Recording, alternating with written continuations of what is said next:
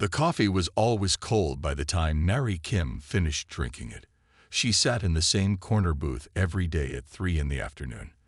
The seat gave her a clear view of both the front door and the back exit. Old habits from a life she tried not to remember. The last drop was not a place for polite conversation. Steam rose from alien meals at cracked tables. The air smelled like burnt fuel and something sweet that made humans feel sick. Most customers kept their heads down and spoke in whispers. This was Titan Station. People came here to disappear. Nari looked human enough. Young face. Dark hair pulled back tight. Clothes that had seen better days but were clean. She could have been any refugee trying to start over. But the other customers gave her space without knowing why. A wide circle of empty tables surrounded her booth like she carried some invisible warning. Mock wiped down glasses behind the bar. The big alien had gray skin like old stone and 4 arms that never stopped moving. He owned the last drop and had seen every kind of trouble walk through his doors.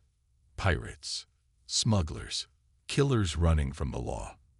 But in the 3 months since the human girl started coming, his cafe had become the quietest place on the station. The door chimed as someone new entered. Mock looked up and tensed. The stranger wore the blue uniform of the Galactic Peacekeeping Force, captain by the rank on his collar. Human like the girl, but older. Maybe 30 years. He had the careful eyes of someone who had seen too much violence. Captain Jun Park scanned the room and walked to the bar. He moved like a soldier, straight back, hand near his weapon, ready for trouble that might not come. "What can I get you?" Mock asked. His voice sounded like rocks grinding together. "Information," Jun said quietly. "And coffee if you have any that won't kill me." Mock poured thick black liquid from a pot that had seen better decades. "Information costs extra. Depends what you want to know." Jun took a sip and tried not to make a face. Missing persons, 7 teams of bounty hunters, all disappeared in this sector over the past 6 months. The aliens' 4 hands stopped moving. Around the cafe, conversations grew quieter. Even in a place like this, people knew to listen when peacekeepers asked questions. "Bounty hunters disappear all the time," Mock said carefully. "Dangerous job. Not like this. These were professionals, good at staying alive. Their ships vanished without distress signals. No wreckage, no bodies, like they just stopped existing." In her corner booth, Narity continued eating her meal. Some kind of protein paste with vegetables. The same thing she ordered every day. She did not look at the peacekeeper, but her shoulders tensed slightly. The movement was so small only someone watching closely would notice. "Maybe they found better work somewhere else," Mock suggested. June placed a data pad on the bar. Pictures of the missing teams flashed across the screen. Different species, different ships, all experienced hunters who knew how to handle themselves. The last team was tracked to this station. Their ship docked here 2 weeks ago. Security cameras show them asking questions about someone. A human girl. Young. Sits alone. Then nothing. The silence in the cafe became complete. Even the background hum of the station seemed to fade. Mock's gray skin grew a shade paler. "I run a quiet place here, Captain. People come. People go. I don't ask questions and I don't keep records." June nodded slowly. He understood how places like this worked. But his job was finding answers even when no one wanted to give them. "Just keep your ears open. If you hear anything about these missing hunters, send word to Dock 17. He left money for the coffee and walked toward the door. As he passed the corner booth, the human girl looked up for just a moment. Their eyes met. June felt something cold run down his spine. Her gaze was completely calm, but there was something underneath. Something that made him think of deep water hiding sharp rocks. Then she looked away and continued eating. Just another refugee in a forgotten cafe at the edge of space. 3 years ago, the colony ship New Seoul had been home to 50,000 people. Families with children. Scientists and teachers. Engineers and farmers. They were traveling to a new world where humans could build something better. Nari Kim had been 16 then, just a girl helping her parents in the ship's gardens, while her younger brother Ta played with toy ships. The attack came without warning. Hegemony warships dropped out of hyperspace around New Seoul like metal sharks surrounding a wounded fish.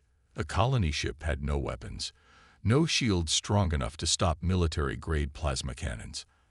Admiral Rothken's voice echoed through the communication system, cold and final. "This is Admiral Rothken of the Hegemony 4th Fleet. You have entered restricted space. Surrender your ship and prepare to be processed." Processing meant slavery for the adults. Death for those too young or too old to work. The Hegemony called humans a minor species, weak creatures good only for simple labor under proper supervision. Captain Lee of New Seoul tried to negotiate. He offered to turn back, to find another route to their new world. But the Hegemony had already decided. Examples must be made. Lesser species needed to learn their place in the galaxy. The boarding began at dawn ship time. Hegemony soldiers moved through New Seoul like a plague. They wore powered armor that made them twice as strong as any human. Their weapons could cut through steel doors. They had done this 1,000 times before on 100 different worlds. But something went wrong in Section 7. Neri remembered the moment everything changed. She had been hiding with Tai in a supply closet when the soldiers found them. 2 Hegemony troopers in black armor, weapons raised. Orders to kill anyone who resisted. Ta stepped in front of his sister, 14 years old and trying to protect her with nothing but courage. The first soldier laughed and fired. The world went red. When the medics found the bodies 3 hours later, they could not explain what they saw. 2 elite Hegemony soldiers torn apart by something that left claw marks in their armor. But humans did not have claws. Humans were weak. Humans broke easily. The security footage told a different story. A girl moving faster than the cameras could properly track. Hands that bent metal. Movements that seemed to flow like water but struck like lightning. She carved through trained killers like they were made of paper, section by section, deck by deck. A nightmare in human shape hunting the hunters. By the time Admiral Rothken realized what was happening, half his boarding parties were dead. The survivors told impossible stories. A human girl who could not be killed, who moved through darkness like she owned it, who fought with a fury that made veteran soldiers run in terror. The Admiral ordered immediate withdrawal. But it was too late for most of New Seoul. 50,000 people were gone. Only one survived. A girl sitting in the ruins of her family's quarters holding her brother's body and covered in blood that was not her own. When Hegemony Command reviewed the reports, they created a new classification, Ghost Protocol. The human female designated Nari Kim was to be avoided at all costs. Any unit that made contact should withdraw immediately and report her location. Under no circumstances should anyone attempt capture or elimination. The file was classified at the highest levels. Most of the galaxy never learned what happened on New Seoul. The official report said pirates had destroyed the colony ship. Pirates who were never found because they never existed. But in the dark corners of space, word spread among those who needed to know. Bounty hunters whispered about contracts that should never be taken. Information brokers traded rumors about a human girl who sat alone in cafes and cantinas across the outer rim. Always quiet, always watching, always dangerous. Some said she was a ghost. Others claimed she was something worse, a monster wearing human skin, a weapon that had forgotten how to be anything else. The truth was simpler and more terrifying. She was what humans became when everything they loved was taken away. She was proof that beneath their soft words and peaceful ways lay something the galaxy had never seen before. Something that evolution had spent millions of years perfecting. Something that had almost conquered Earth a dozen times over. A predator that had learned to think. The message arrived on a secure channel that cost more credits than most people saw in a lifetime. Quinda read it twice through her compound eyes before believing what she saw. Someone wanted to pay enough money to buy a small moon just to find one human girl. Quinda had 6 legs and wings that buzzed when she was excited. Her kind were natural information brokers. They could process data faster than most computers and remember every detail they ever learned. She had built her business on knowing things that others wanted to keep secret. The contract was simple. Find a human female approximately 19 years old. Dark hair. Sits alone in public places. Last seen on Titan Station. Payment on delivery of confirmed location. What made Quinda's wings buzz was the amount offered. This was not some small job for a jealous lover or angry merchant. This was serious money from serious people, the kind that could make her rich enough to retire to one of the paradise worlds in the core systems. She began her search immediately. Within 6 hours, she had what she needed. Security cameras, credit transactions, witness reports. The girl existed. She came to the last drop every day at the same time. She paid in untraceable credits, but always left the same small tip. She spoke to no one, but the owner seemed nervous around her. Quinda packaged the information and sent it to her best client. Vextar was a reptilian bounty hunter with a reputation for completing impossible jobs. He paid well and never asked unnecessary questions. Perfect for this kind of work. She transferred the data and collected her fee. Easy money for easy work. Quinda had no way of knowing that some information was too dangerous to sell. 2 days later, Dr. Hannah Lee stepped off a transport ship onto Titan Station. She carried one small bag and moved with the careful grace of someone used to working in dangerous places. Her research focused on human survivors of hegemony attacks. How they adapted, what they learned, why so few lived to tell their stories. She had heard whispers about New Sol, a colony ship that vanished 3 years ago. Official reports blamed pirates, but Dr. Hannah knew better. Pirates left bodies. Pirates left wreckage. Pirates wanted people to know they had struck. New Sol had simply disappeared from existence with only rumors left behind. Rumors about a survivor, a girl who had somehow walked away from something that killed 50,000 people. Finding the last drop took 3 hours of asking careful questions. Dr. Hannah knew how to talk to people without making them nervous, how to gather information without seeming threatening. Skills learned from years of studying traumatized populations. She entered the cafe at 4 in the afternoon and saw Nari immediately. The girl sat exactly where the reports said she would. Corner booth, back to the wall. Clear view of all exits. Every detail matched except for her eyes. The reports had not mentioned her eyes. Dr. Hannah ordered coffee and waited. She watched how Nari moved, how she held her cup, how she tracked every person who entered or left without seeming to look at them. This was not normal human behavior. This was the behavior of someone who had survived something terrible. After 20 minutes, Dr. Hannah made her choice. She walked slowly to the corner booth and stopped a respectful distance away. "May I sit down?" she asked quietly.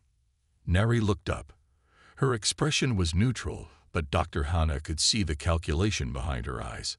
Threat assessment, escape routes, weapon availability, all processed in the space between one heartbeat and the next. "You are not what you seem," Nari said. Not a question.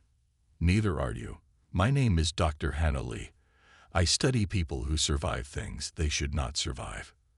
And you think I am one of those people. I think you are the only one of those people. From New Sol." The name hung in the air between them like a loaded weapon. For a moment, Dr. Hannah thought the girl might simply leave. Or worse, the temperature in the cafe seemed to drop several degrees. Then Nari gestured to the empty seat across from her. 5 minutes, she said. Then you go away and never come back. Dr. Hannah sat down carefully. She had worked with dangerous people before, but never someone who made the air itself feel sharp. This close, she could see the small scars on Nari's hands, the way her muscles were coiled like springs, the absolute stillness that only came from perfect control. "What do you want to know?" Nari asked. "How you survived." "I did not survive. Everyone else died." The distinction was important. Dr. Hannah began to understand that she was not talking to a survivor at all. She was talking to something else entirely. Something that wore a human face, but had been forged in fire and lost into something the galaxy had never seen before. Vextar had been hunting dangerous prey for 20 years. His scales were black as space and marked with scars from 100 fights. He stood 8 feet tall and moved like liquid death. Behind him walked 5 of the sector's most feared killers. Different species, but all professionals who knew their business. They had studied their target for 2 days. The human girl kept perfect routines. Same cafe at the same time. Same table. Same meal. Then a walk through the station's maintenance levels where the crowds were thin and security cameras were old. Easy money, growled Crix. The 4-armed Malteni carried enough weapons to equip a small army. 1 soft human girl against 6 of us. We take her alive and retire rich. Vextar was more careful. Something about this job felt wrong. The client had paid too much, asked too few questions. Most importantly, they wanted the girl alive, but refused to say why. Stay sharp, he told his crew. Humans are trickier than they look. The others laughed. Humans were known across the galaxy as peaceful traders, weak creatures who solved problems with words instead of weapons. What could one frightened girl do against experienced hunters? They followed Nari into the maintenance section at exactly 4:30. The corridors here were narrow and poorly lit. Steam hissed from old pipes. The air smelled like oil and recycled oxygen. Perfect place for a quiet capture. Nari walked ahead of them, seemingly unaware she was being followed. She moved at her usual steady pace, hands empty. No weapons visible. Just a young woman taking her daily walk through the forgotten parts of the station. Vextar signaled his team to spread out. They would surround her at the next junction. Simple trap. No escape routes. Quick stun blast and drag her to their ship. Professional work. But when they rounded the corner, she was gone. Where did she go? Hissed Sek. The serpentine Veltar could taste heat signatures in the air. His tongue flicked out confused. She was just here. Above you, said a quiet voice.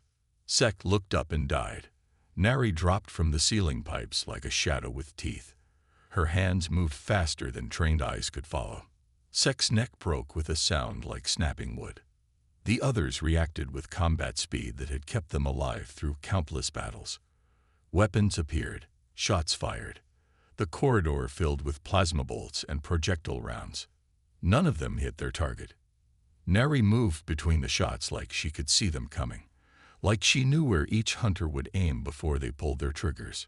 She flowed around their attacks and struck back with precision that seemed impossible. Crix emptied 2 magazines trying to track her movement. His 4 arms gave him speed advantage over most opponents, but Nari was not most opponents. She grabbed his primary weapon and used it to club him unconscious, then turned the gun on Dex before the insectoid could finish reloading. Vextar fired his plasma rifle on full power. The beam was bright enough to burn through steel plates.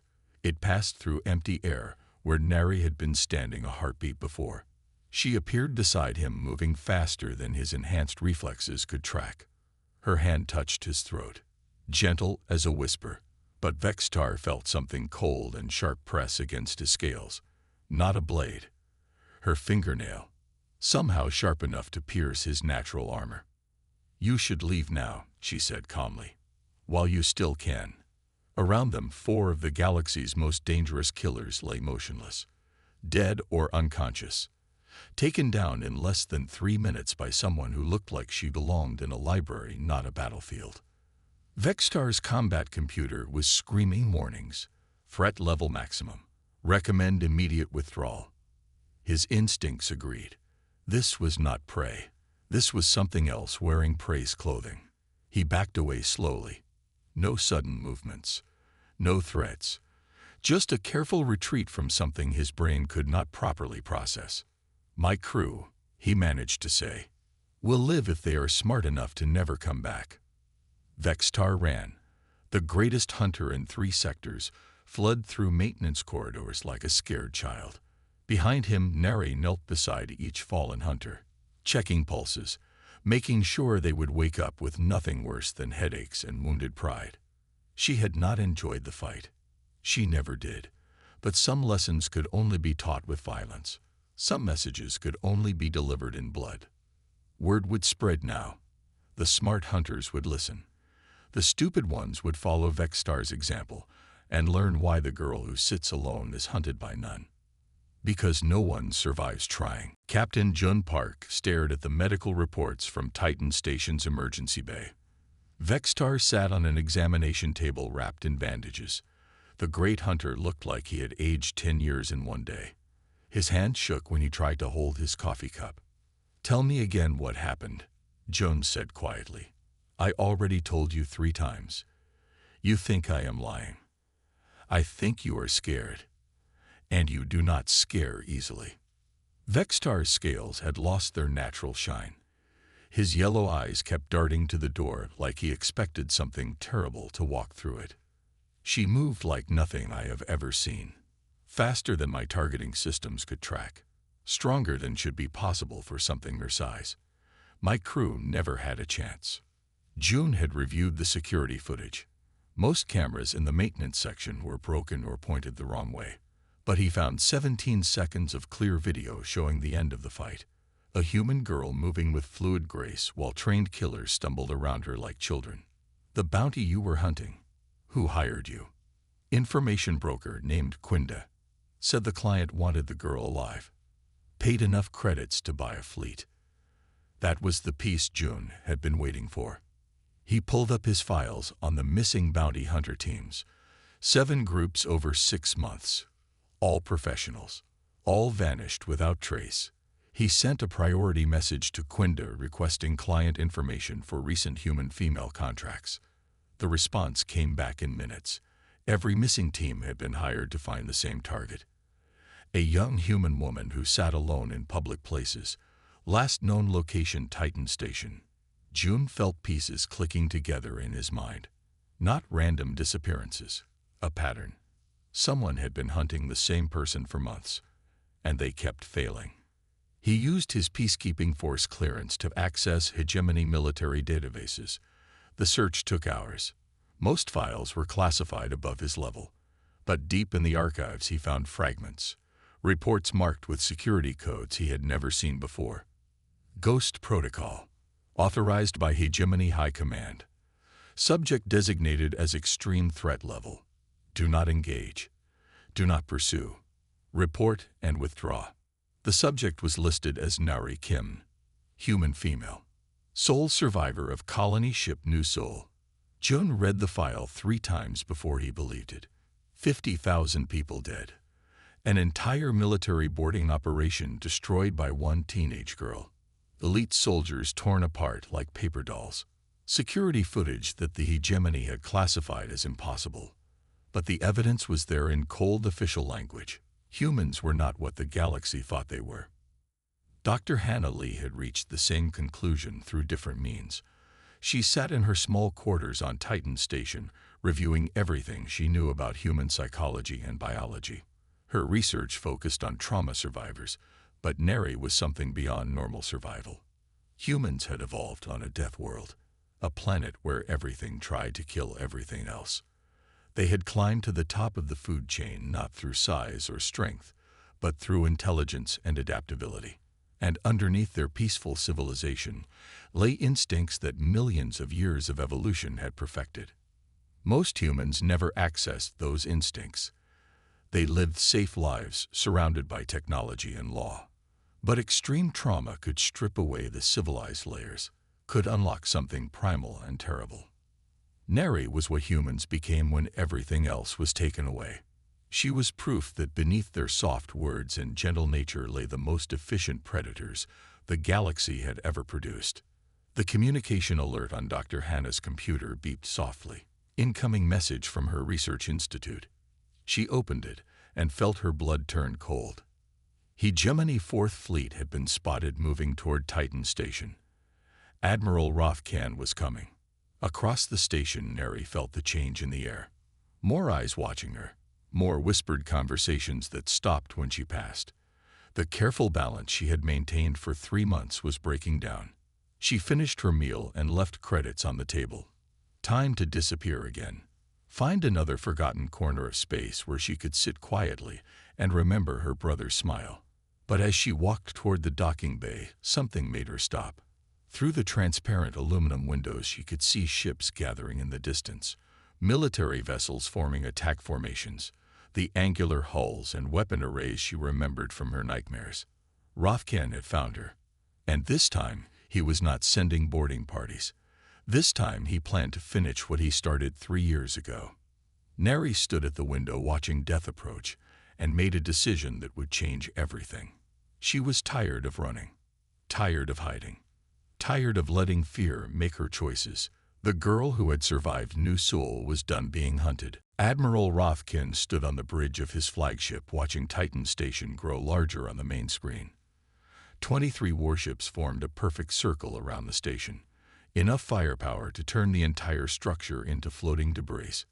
He was older now than when he had ordered the attack on New Seoul.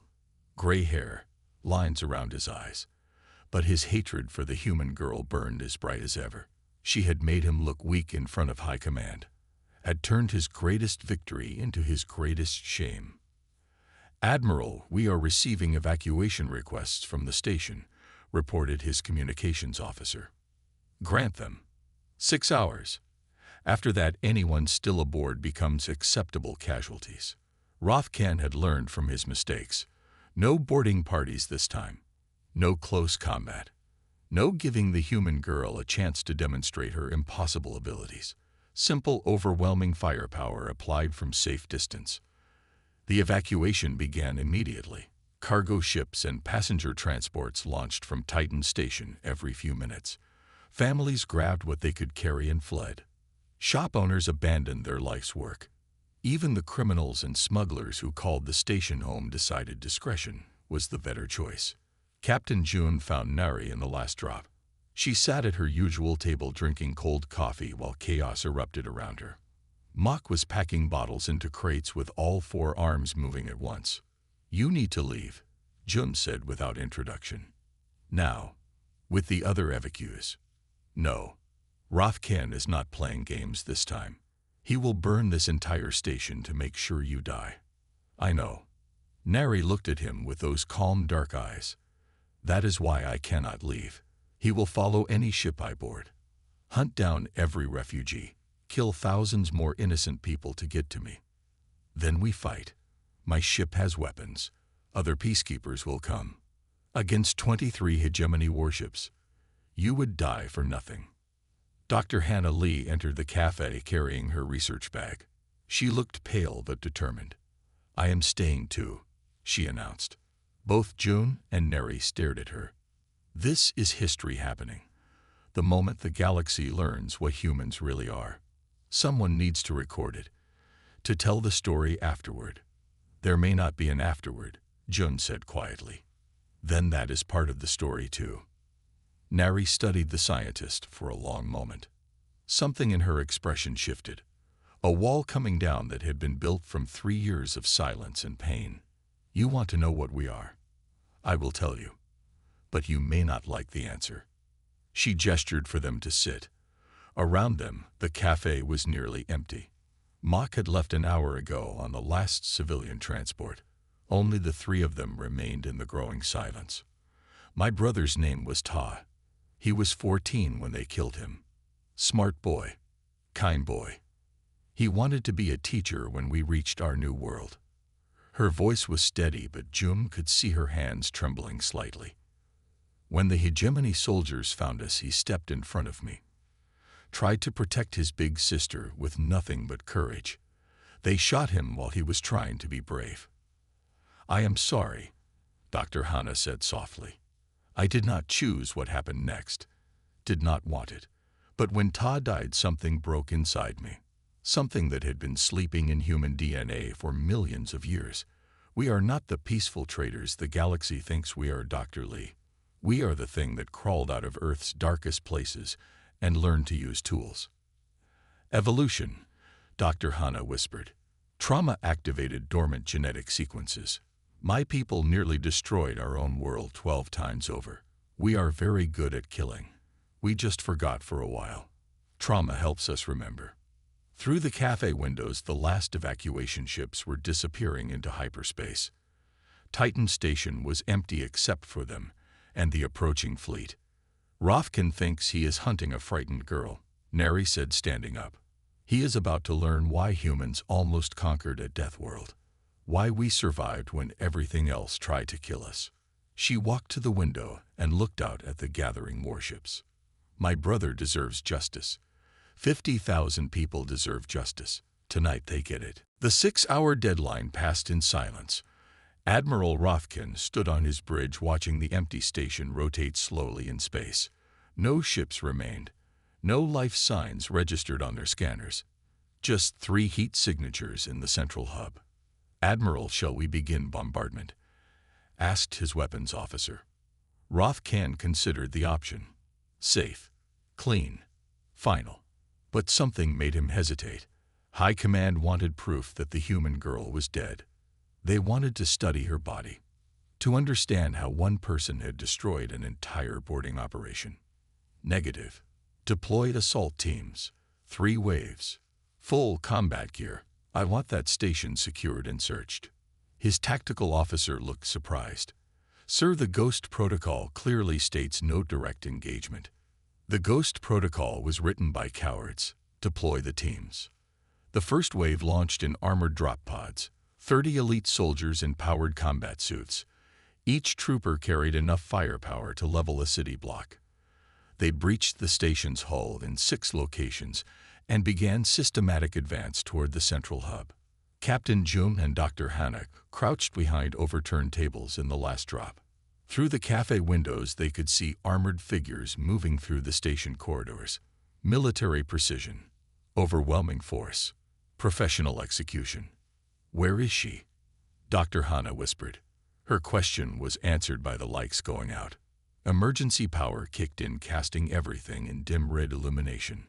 Then the screaming started. Squad Alpha had been advancing through the commercial district when their point man simply vanished. One moment he was there. The next moment empty armor clattered to the deck. The soldier inside was gone. Contact report, demanded their squad leader. Where is Korvik? Unknown, sir. He just disappeared. The squad bunched together and activated enhanced sensors. Heat vision, motion detection, electromagnetic scanning. Their equipment showed nothing except each other and the empty corridors. Something moved in the ventilation shaft above them, too fast for human eyes to track. The soldiers fired at shadows and hit nothing. Then Soldier 2 stopped responding to radio calls. Squad Beta entered the station through the docking bay. They found Squad Alpha's equipment scattered like breadcrumbs through the commercial section. Armor intact. Weapons unused. No bodies. This is Beta Leader. Alpha Squad is missing. Repeat, Alpha Squad is missing. Beta Leader, this is Command. Continue mission. Locate and neutralize target. But Squad Beta was already dying. Neri moved through the station like she owned it. Every corridor, every service tunnel, every forgotten space between the walls. She had memorized the layout during 3 months of daily walks. Now that knowledge became a weapon. The hegemony soldiers had training and equipment, but Neri had something better. She had become what humans were meant to be, a predator that could think and plan and adapt. She used their technology against them, turned their communications into confusion, made their sensors report false readings, led them into traps that turned their superior firepower into liabilities. Squad Gamma lasted longer than the others. Their leader was smart enough to recognize they were being hunted instead of hunting. He called for immediate withdrawal. But withdrawal required reaching their drop pods, and Neri controlled all the routes between their position and safety. Admiral Rothkin watched his tactical display with growing horror. 30 elite soldiers had entered the station. None were responding to communication. Suit telemetry showed scattered armor pieces, but no life signs. Deploy Wave 2, double strength. Different entry points. Wave 2 lasted 18 minutes. Wave 3 made it 7 minutes before the last soldier went silent. Captain June and Dr. Hannah sat in the dark cafe listening to the sounds of impossible combat echoing through the station. Weapons fire without targets, armor clanging against bulkheads, voices calling for backup that would never come. Then silence. Neri appeared in the cafe doorway like a shadow given form. Her clothes were torn, her hands were bloody, but her eyes were calm as still water. "It is finished," she said quietly. Through the windows they could see Admiral Rothkin's fleet holding position. 90 elite soldiers had entered Titan Station. None had left. And now the Admiral faced a choice he had never wanted to make. Admiral Rothkin stared at the tactical display, showing 90 flatline signals. 90 of his best soldiers dead, killed by one human girl in less than an hour. His hand shook as he reached for the fleet communication controls. "All ships, this is the Admiral. Prepare for ramming speed. Target the station's central hub." "Sir," his tactical officer looked confused. "Ramming attack will destroy our ship. Better to die with honor than live with this shame. She killed my men. She made fools of the hegemony. This ends now." The bridge crew exchanged nervous glances, but followed orders. Engines roared to full power. The massive flagship began accelerating toward Titan Station, like a guided missile made of metal and hatred. In the last drop cafe, Captain June watched the approaching warship through the windows. The vessel grew larger every second. Its hull glowed with atmospheric friction as it entered the station's gravity well. "We need to get to the escape pods," he told Dr. Hannah. "There are no escape pods. The evacuation ships took them all." Neri stood at the window watching death approach. Her reflection showed a young woman who had lost everything. But her eyes held something the Admiral had never seen before. Not fear, not anger. Something far more dangerous. Purpose. "Stay here," she told the others. "This will be over soon." She walked calmly to the maintenance bay, found a small service pod used for external repairs, the kind of vehicle meant for short trips outside the station, not for space combat against warships. Neri sealed herself inside and launched toward the flagship. Admiral Rothkin saw the tiny pod on his sensors and laughed. "The human thinks she can stop us with a maintenance vehicle. Pathetic." But as the pod approached his ship, something impossible happened. The human girl opened the airlock. In hard vacuum, without a pressure suit. She should have died instantly. Explosive decompression, frozen blood, lungs bursting from internal pressure. Instead, she pushed herself from the pod toward his ship, moving through space like she was swimming through water. "Sir, the hull breach sensors are active," reported his engineering officer. "Something is cutting through the outer armor." "Impossible. There is nothing out there but empty space and a human girl." "Sir, the breach is expanding. Whatever is cutting our hull is moving toward the bridge." Rothkin had seen impossible things before, but this was beyond impossible. This was nightmare made real. A human girl surviving in vacuum, cutting through military-grade armor with her bare hands, moving through his ship like she owned it. The bridge doors exploded inward, not from explosives or plasma cutters, from something that hit them with enough force to tear reinforced steel like paper. Neri stepped through the wreckage. Her skin was pale from vacuum exposure, but she was breathing normally. Her clothes were torn, but she showed no signs of decompression sickness. She moved with the same calm grace she had shown in the cafe. "Hello, Admiral." Rothkin's bridge crew reached for weapons. She looked at them, and they froze. Not from fear, from something deeper. The recognition that they were prey in the presence of the ultimate predator. "You destroyed my home, killed my family, murdered 50,000 innocent people. You are human. Your kind are meant to serve." Neri walked closer. Each step echoed in the silent bridge like a countdown to judgment. "My kind nearly conquered a death world. We survived ice ages and extinction events. We climbed to the top of the food chain by being better killers than anything else that lived." She stopped 3 feet from the Admiral, close enough to see the fear in his eyes. You will take a message back to the hegemony. Leave humanity alone. Stop hunting us. Stop enslaving us. Stop thinking we are weak.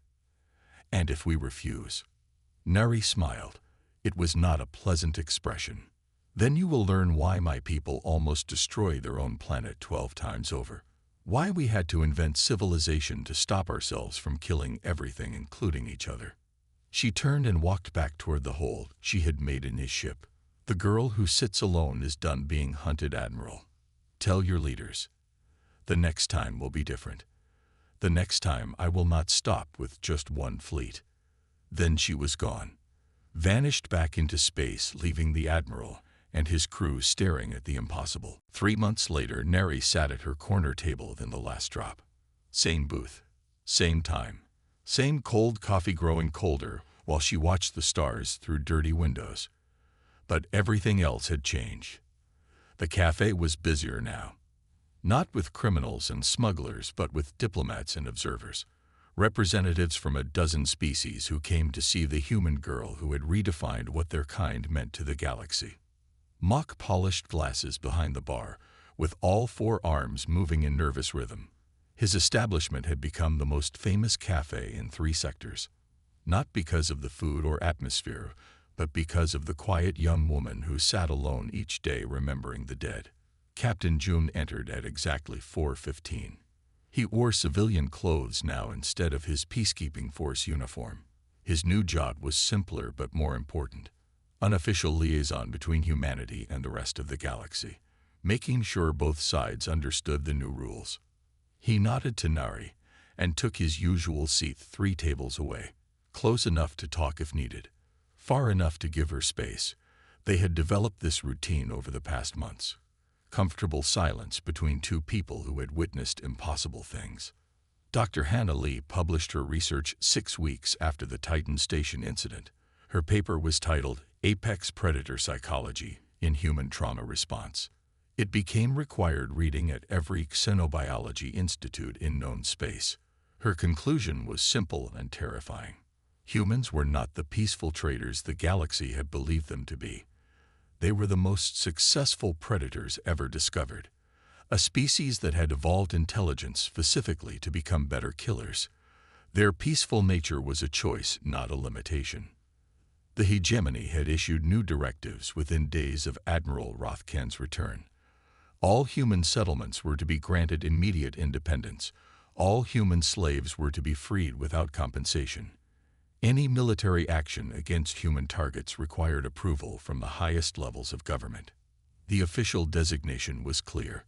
Humans were now classified as an apex predator species, to be treated with the same caution used around black holes and unstable stars. Beautiful from a distance, deadly up close. But the real change was simpler than government policy or scientific papers. Word had spread through the dark corners of space where mercenaries and bounty hunters gathered. The girl who sits alone is not to be touched, not because she was protected by law or military force, because she was something worse than death. She was proof that some prey could hunt back. A young Vorthan diplomat approached Neri's table with careful steps. His species had recently requested trade agreements with human colonies. Standard procedure now required meeting with the guardian of neutral space. "May I sit?" he asked politely. Neri gestured to the empty chair. The Vorthan was nervous but trying to hide it. His people were naturally curious, but also naturally prey animals. Meeting a human activated every instinct that told him to run. "My government wishes to establish peaceful relations with your colonies in the Centauri sector. Then establish them. Humans want peace. We always have. But if there are violations of the agreements, if someone harms human citizens, what then?" Neri looked at him with those calm dark eyes, the same expression she had worn when facing Admiral Rothken's fleet. "Then you will discover why my people invented civilization, why we made laws and treaties and diplomatic solutions, because the alternative is what you saw at Titan Station." The diplomat nodded quickly and left. Another species educated, another potential conflict avoided, another message delivered without violence. As evening approached, the cafe emptied. Representatives returned to their ships and embassies. Observers filed reports about the human girl who sat alone and kept the peace through the simple threat of what she represented. Captain June approached her table as the last customer left. "Why do you stay here, Nari? You could go home. Find other humans. Build a life." She looked out the window at the stars where New Seoul had once traveled. 50,000 dreams cut short by those who thought humans were weak. Someone has to keep the peace, June. Someone has to make sure the lesson is remembered. And if they forget, then I will remind them. For everyone who died believing they were safe among the stars. Nari Kim finished her coffee and left credits on the table. Tomorrow she would return at the same time to the same booth. The girl who sits alone, hunted by none. Because no one survives trying. But more than that, she had become something unique in the galaxy. A living promise. A guardian standing between her people and those who would harm them. Proof that sometimes the greatest strength comes from choosing peace while being capable of war. The girl who sits alone was no longer hunted, because she had taught the hunters what it meant to be prey.